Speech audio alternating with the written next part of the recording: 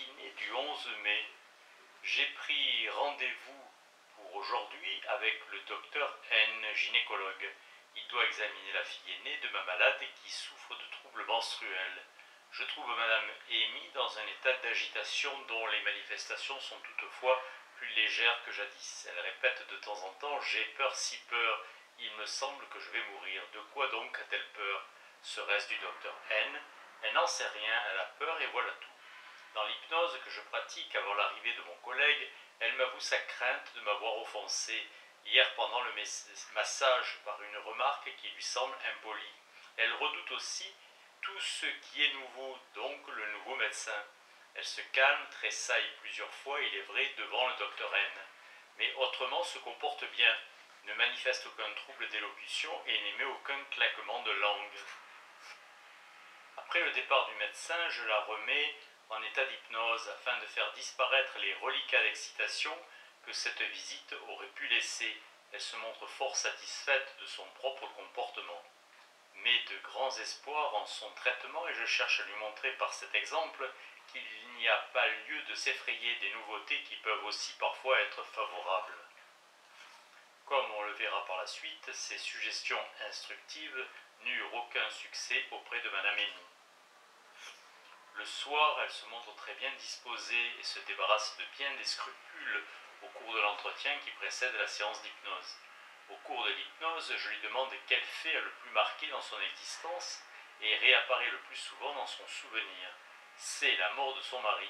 Je lui fais décrire cet événement dans tous ses détails, ce qu'elle fait en donnant tous les signes de la plus profonde émotion, mais sans claquer de la langue ni bégayer.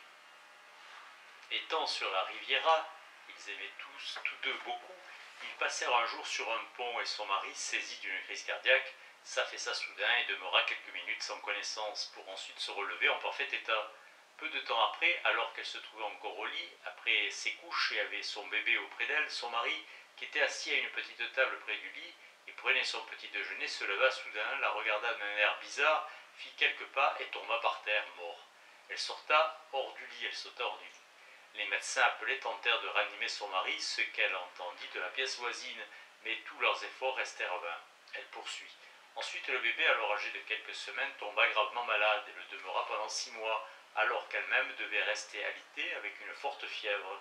Puis suivent, par ordre chronologique, des doléances au sujet de cet enfant, grief qu'elle énumère rapidement, d'un air irrité, comme lorsqu'on parle de quelqu'un dont on en a assez. La petite fille avait été longtemps assez bizarre. Elle criait sans cesse, ne dormait pas, avant d'être atteinte d'une paralysie de la jambe gauche dont on désespérait presque de la guérir. À 4 ans, elle avait eu des visions, n'avait appris que tardivement à marcher et à parler si bien qu'on l'avait tenue longtemps pour idiote. D'après les médecins, elle aurait été atteinte d'une inflammation du cerveau et de la moelle et de Dieu sait quoi encore. Je l'interromps en lui faisant remarquer que cette même enfant est aujourd'hui normale et d'une santé florissante, et je lui enlève la possibilité de revoir tous ces épisodes pénibles en effaçant de sa mémoire non seulement le souvenir vivace, mais tout l'ensemble de cette réminiscence, comme si elle n'y avait jamais été mêlée. Je lui promets la cessation de cette attente anxieuse, des malheurs qui la torturent continuellement, et aussi des douleurs généralisées, dont elle s'était plainte pendant son récit, alors qu'il n'en avait plus été question depuis plusieurs jours. Dans mon ardeur, j'étais sans doute cette fois-là allé trop loin. 1 an et demi plus tard, quand je revis Madame Amy, alors relativement bien portante, elle se plaignit, chose étrange de ne pouvoir se souvenir que fort imparfaitement de faits très importants de sa vie. Elle y voyait une preuve de l'affaiblissement de sa mémoire, tandis que je me gardais bien de lui expliquer les raisons de cette amnésie particulière. L'efficacité de la thérapeutique sur ce point était sans doute due aussi à ce que je m'étais fait raconter ce souvenir d'une façon aussi détaillée, avec bien plus de détails qu'il ne s'en trouve dans mes notes, tandis que généralement je me contentais de simples mentions. Immédiatement après mes suggestions, et à ma grande stupéfaction, la malade se met à me parler du prince L, dont l'évasion d'un asile d'aliénés avait fait grand bruit. Elle émet de nouvelles idées angoissantes à propos des asiles. Elle dit qu'on y verse des douches froides sur la tête des gens, qu'on les met dans un appareil où on les fait tourner jusqu'à ce qu'ils tiennent tranquilles. 3 jours auparavant, je l'avais interrompue au moment où elle se lamentait de ce que dans ces établissements on ligota les malades sur leurs chaises. Je constate que je n'aboutis à rien de cette façon-là, et que je ne puis éviter d'écouter jusqu'au bout ce qu'elle a à me dire à propos de chaque chose. Une fois ceci établi, je lui enlève ces nouvelles images terrifiantes. Je fais appel à son discernement, disant qu'elle a plus de raison de me croire, moi, que la sotte domestique, de qui elle tient ces effrayantes descriptions de l'organisation des asiles d'aliénés. Remarquant qu'au cours de ses récits, elle bégaye. Malgré tout, de temps en temps, je lui demande d'où provient ce bégaiement. Pas de réponse. Vous n'en savez rien? Non. Et pourquoi? Pourquoi? Parce que ça ne m'est pas permis. Elle prononce ses paroles avec vivacité et une nuance de contrariété. Je crois voir dans cette déclaration un succès de la suggestion, mais elle exprime le désir de sortir de l'hypnose et j'y consens. Je ne compris cette petite scène que le jour suivant. Sa nature récalcitrante, qui se cabrait à l'état de veille, comme pendant l'hypnose, devant toute contrainte, s'était irritée de me voir considérer son récit comme terminé et d'avoir interrompu ce dernier par ma suggestion concluante. J'ai eu bien d'autres preuves du fait que dans son conscient hypnotique, elle contrôlait mon travail. Sans doute désirait-elle me reprocher mon interruption de ce jour-là, comme lors de sa description horrifiante des asiles d'aliénés, mais, n'osant le faire, elle ne revint que plus tard et comme incidemment à ce sujet en omettant d'en révéler les liens associatifs. Ce fut une remarque de sa part qui m'éclaira sur ma bévue. 12 mai. Contrairement à mes prévisions, elle a peu et mal dormi. Je la trouve très angoissée mais sans les manifestations physiques habituelles. Elle refuse de dire ce qu'elle a. Elle m'annonce seulement qu'elle a fait de mauvais rêves et qu'elle revoit toujours les mêmes choses. Quelle horreur s'il prenait vie. Au cours du massage, elle se libère quelque peu en me questionnant, récupère sa bonne humeur, me décrit les relations qu'elle entretient dans sa maison de veuve sur la Baltique, les gens éminents de la ville voisine et qu'elle a coutume d'y inviter. Hypnose. Elle a fait des rêves affreux. Les pieds des chaises et les dossiers des fauteuils étaient tous des serpents. Un monstre à tête de vautour l'avait bacotée et mordue par tout le corps. D'autres bêtes sauvages s'étaient aussi précipitées sur elle. Puis elle passe aussitôt à d'autres délires d'animaux, à propos desquels elle ajoute « mais ça c'était vrai » et non les rêves. Ainsi, un jour, voulant attraper une pelote de laine, elle vit que c'était une souris qui prit la fuite. Une autre fois, dans une promenade, un gros crapaud avait sauté sur elle. Je note que mon interdiction générale n'a pas eu de résultat et qu'il faut que je lui enlève une à une ces impressions effrayantes. J'ai malheureusement dans ce cas omis de rechercher la signification de la zoopsie, et même d'y faire la part de ce qui, dans cette peur des animaux, était une terreur primaire propre à bien des névropathes depuis leur enfance, et de ce qui était symbolique. Par un détour quelconque, j'arrivais à lui demander comment ces douleurs gastriques étaient survenues et d'où elles provenaient. Je crois que ces douleurs accompagnent toujours chez elle les accès de zoopsie. Avec assez de réticence, elle me répond qu'elle n'en sait rien. Je lui donne jusqu'à demain pour s'en souvenir. Elle me dit alors, d'un ton très bourru, qu'il ne faut pas lui demander toujours d'où provient ceci ou cela, mais la laisser raconter ce qu'elle a à dire. J'y consens et elle poursuit sans préambule. Quand ils l'ont emporté, je n'ai pas pu croire qu'il était mort. La voilà donc qui reparle de son mari, et je découvre maintenant que sa mauvaise humeur était due au fait qu'elle n'avait pas achevé cette histoire.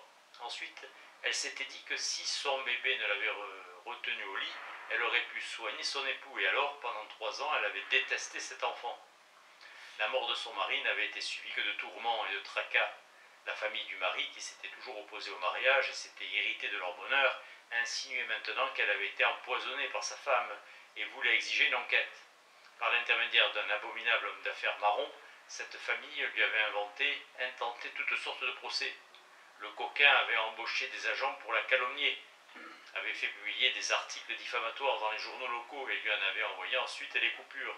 C'est de là qu'était venue sa peur des gens et sa misanthropie. Après les paroles apaisantes que je prononce à la suite de ce récit, elle se déclare soulagée. 13 mai. Des douleurs gastriques ont à nouveau troublé son sommeil. Elle n'a pas dîné hier soir et se plaint de douleurs dans le bras droit. Néanmoins, elle est de bonne humeur, bien disposée et me traite depuis hier avec une considération particulière, me demandant mon opinion sur les choses les plus diverses qui lui semblent importantes. Mais elle s'agite outre mesure au moment où je suis obligé de me mettre à la recherche d'une serviette dont j'ai besoin pour le massage. Elle émet alors de fréquents claquements de langue et a des tics. Hypnose. Hier soir, elle a soudain compris pour quelle raison les petits animaux qu'elle voyait prenaient des proportions gigantesques. C'est pendant un spectacle donné au théâtre de D que cela lui était arrivé pour la première fois. Il y avait sur la scène un énorme lézard. Ce souvenir hier soir l'avait excessivement troublé. Le souvenir du grand lézard n'avait assumé une telle importance que par sa coïncidence avec un état affectif important, sous l'empire duquel elle devait se trouver lors de sa représentation. Mais dans le traitement de cette malade, comme je l'ai avoué, je me suis fréquemment contenté de données superficielles, sans chercher à les approfondir, comme c'est le cas ici d'ailleurs. Qu'on se souvienne à ce sujet de la macropsie hystérique. Madame Amy était très myope et astigmate, et ses hallucinations pouvaient bien souvent être provoquées par le manque de netteté de ses perceptions visuelles. Si le claquement de langue a réapparu, c'est parce qu'elle a souffert hier de douleurs dans le bas-ventre et qu'elle s'est efforcée de ne pas révéler ceci par ses soupirs. Elle ignore entièrement la véritable cause de ce claquement. Elle se rappelle aussi que je lui ai donné pour tâche de découvrir d'où provenaient ces douleurs gastriques. Elle n'en sait rien et me prie de l'aider. Je demande si elle n'a pas un jour été forcée de manger après avoir éprouvé une grosse contrariété. C'est exact. Après la mort de son mari, elle avait pendant longtemps perdu tout appétit, ne se nourrissait que par devoir, et c'est alors que débutèrent les douleurs gastriques. En lui effleurant plusieurs fois l'épigastre, je supprime les souffrances.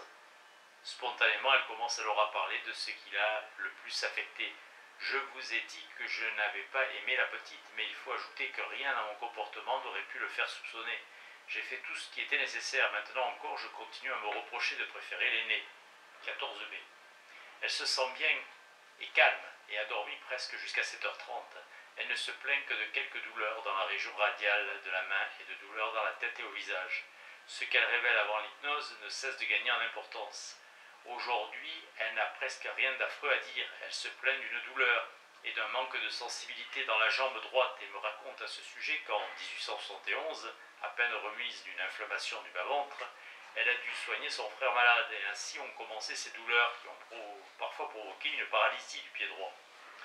Pendant l'hypnose, je lui demande si elle serait déjà capable de se conduire parmi les humains ou si la peur prévaudrait encore.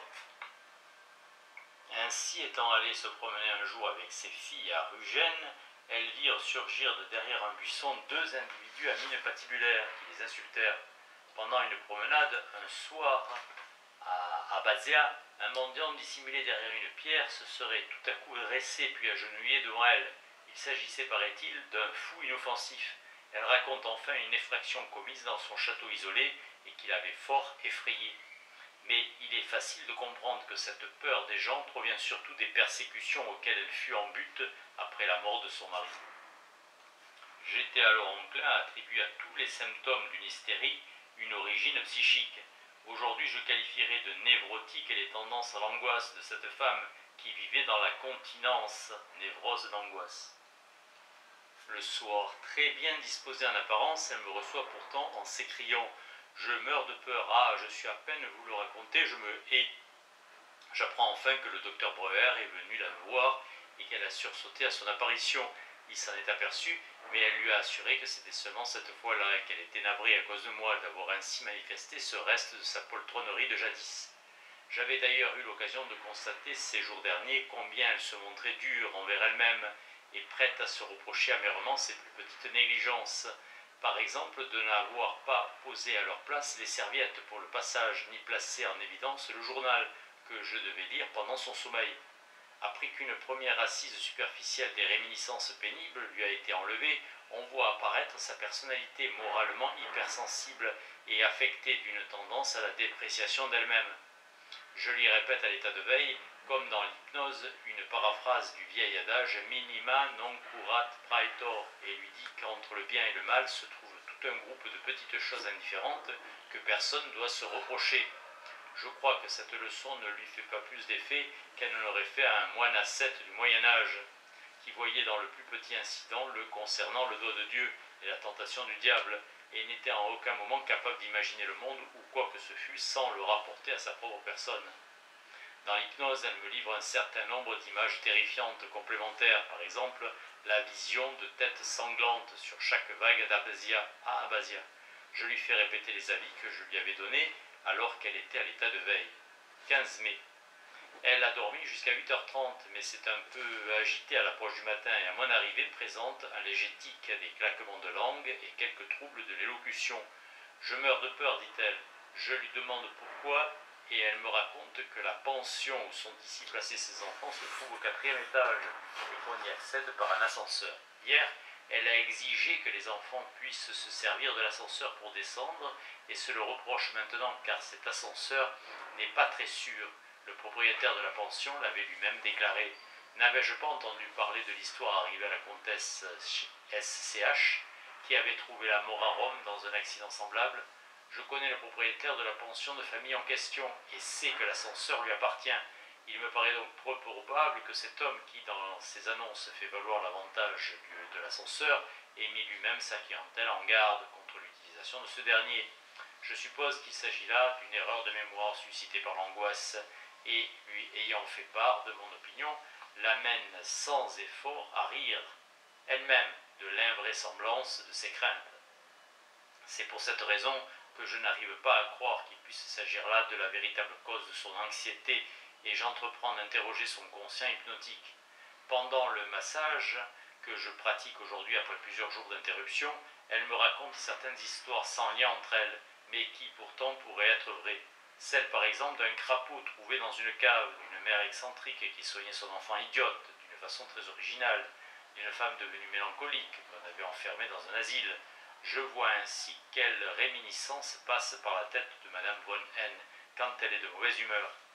Après s'être soulagée par ses récits, elle devient très gaie, parle de l'existence qu'elle mène dans ces terres, des belles relations qu'elle entretient avec des hommes éminents habitant les provinces baltiques et l'Allemagne du Nord. Il me semble alors difficile de concilier cette abondance d'occupation avec l'idée d'une femme aussi nerveuse. Je lui demande donc, pendant l'hypnose, pourquoi elle s'est montrée aussi agitée ce matin et au lieu de parler de ses craintes relatives à l'ascenseur, elle me dit avoir eu peur de voir ses règles revenir à nouveau et empêcher les massages.